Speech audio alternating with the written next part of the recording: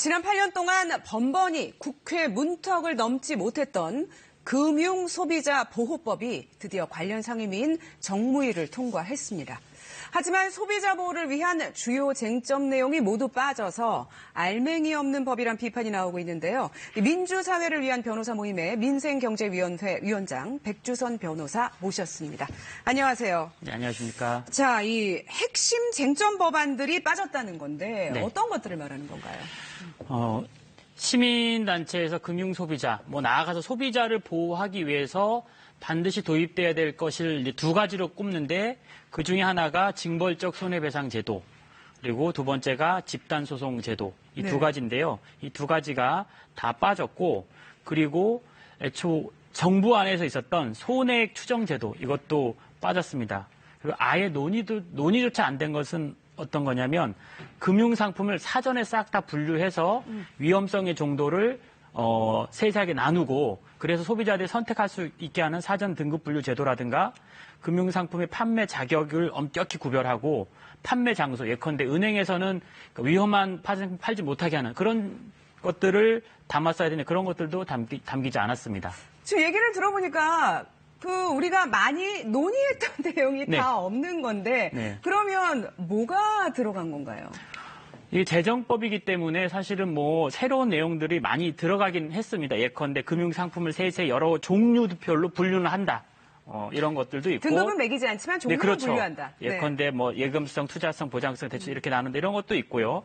6대 판매 원칙이라고 해서 적합성 원칙, 적정성 원칙, 설명 의무 등등과 불공정 영업행위, 부당 권유 금지, 광고 규제 이런 것들도 들어갔고 좀 특이하게 그 징벌적 과징금 제도가 들어갔는데요. 손해배상 제도 대신에 들어간 거군요. 네, 그 징벌적 손해배상 제도를 강력히 요구를 하니까 그 금융위원회에서는 징벌적 과징금 제도를 도입했는데요. 그건 뭐냐면 그 과징금을 징벌적으로 매겨서 예컨대 그 부당한 행위로 인해서 발생한 수익의 50%까지 매길 수 있도록 돼 있는데 그건 결국 이제 국가가 가져가는 거기 때문에 금융 소비자 피해가 직접 보전되는 방식은 아니기 때문에 이걸 도입했다고 해서 징벌적 손해배상 제도라든가 집단소송 제도가 도입된 것 같이 금융 소비자를 보호할 수 있는 제도가 들어왔다고 볼 수는 없는 거죠. 그렇군요. 지금 이제 그 징벌적 과징금 제도 지금 앞서 설명을 해주셨는데 그걸 이제 금융당국이 너는 얼마를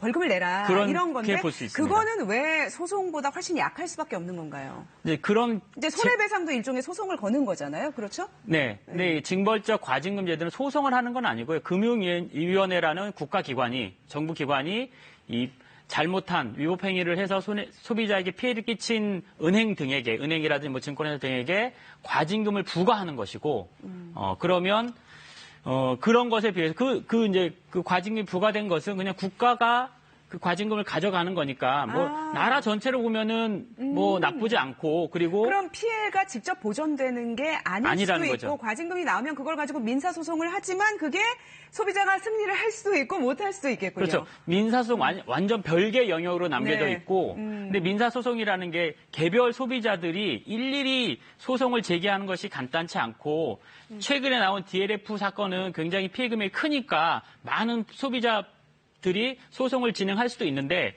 그것 말고 예컨대 그 소액의 이제 다수 피해자들 10만 원, 5만 원 이런 피해를 당한 소비자들은 굳이 소송을 하기가 작은 손해 때문에 소송을 제기하는 게 쉽지가 않기 때문에 금융 정의가 무너지겠군요. 그런 분들의 액수가 많아진다고 하면은 그리고 그분들이 피해를 보상받을 길이 없다면 금융 정의가 무너지는 거라고 볼 수 있겠네요. 그런 면도 있고 그렇기 때문에 이런 집단 소송 제도를 통해서 소송에 참여하지 않은 사람들도 판결의 효력을 받음으로써 이 전체적으로 국가 시스템 차원에서 금융 소비자라든지 소비자가 보호되는 것이 필요한 거고 그런 걸 잘 알고 있기 때문에 미국, 영국, 독일, 그다음에 일본까지 다 도입이 돼 있는 것은 그런 이유 때문에 그렇죠. 근데 왜 우리나라는 이 법이 이렇게 8년 만에 진통 끝에 통과가 됐는데도 집단소송제가 포함이 안 됐을까요?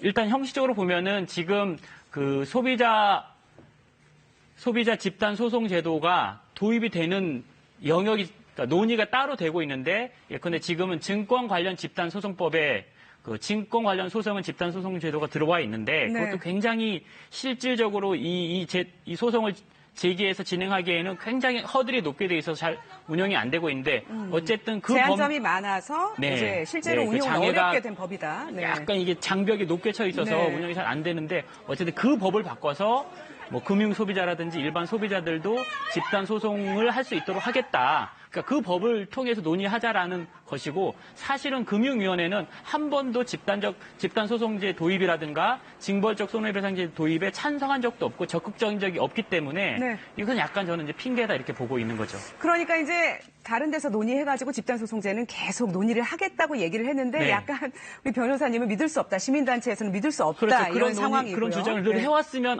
그럼 다른 법률 통해서 도입하겠구나라고 생각할 수 있겠지만 한 번도 적극적으로 찬성을 하거나 도입하겠다는 얘기를 하지 않고 있어 왔기 때문에 네. 이번에도 그리고 이 징벌적 손해배상 제도와 집단소송 제도가 관련 법률에서 금융소비자를 보호하는 기본 법률에도 빠졌기 때문에 네. 그 부분이 굉장히 이제 좀 우려가 크다 이렇게 말씀드립니다. 그렇지만은 뭐 이제 아까 DLF 사태의 네. 피해자들이 시위를 하는 모습도 화면으로 나왔습니다만은 이제 뭐 나는 이해했다. 소비자가 이해를 했다고 체크를 했는데 실제로는 이해하지 못한 내용이 나중에 있어서 그것 때문에 피해를 보는 네. 이런 불완전 판매를 막기 위해서 이번 금소법에 이 설명 의무 위반 시에는 판매자에게 입증 책임을 부여한다라는 네. 내용이 들어가 있는데 이건 좀 불충분할까요? 충분하지 않고요. 왜냐하면 뭐 소비자도 이제 전문 금융 소비자가 있고 일반 금융 소비자가 있을 수 있는데 저는 이 부분을 즉 금융소비자협회에서 특히나 일반 소비자들이 피해를 안 보게 하려면 적어도 가장 안전하다고 여겨지는 사회적 안전하게 여겨지는 은행에서 네. 가장 위험도가 높은 파생 상품을 파는 것은 금지해야 된다. 네. 즉 판매 장소를 엄격히 나눠줘서 그런데 증권회사에서는 증권회사로 가는 소비자들은 어느 정도 지식이 있을 수 있고 자기 책임의 원칙을 조금 더 강조할 수 있겠지만 은행에서 예금하러 갔다 적금하러 갔다가 내지는 대출입해서 갔다가 간 사람들에게 이거 좋은 상품 있다라고 해서 가입시키는 방식 굉장히 손실lem이 큰 그 그래서 이제 근본적으로 제기하는 것은, 은행에서 이제 파생 금융 상품 같은 것들을 파는 거 네. 이거를 이제 금지하는 것은 최소한의 시민단체에서는 저지선이라고 생각했는데 그런 네. 것조차도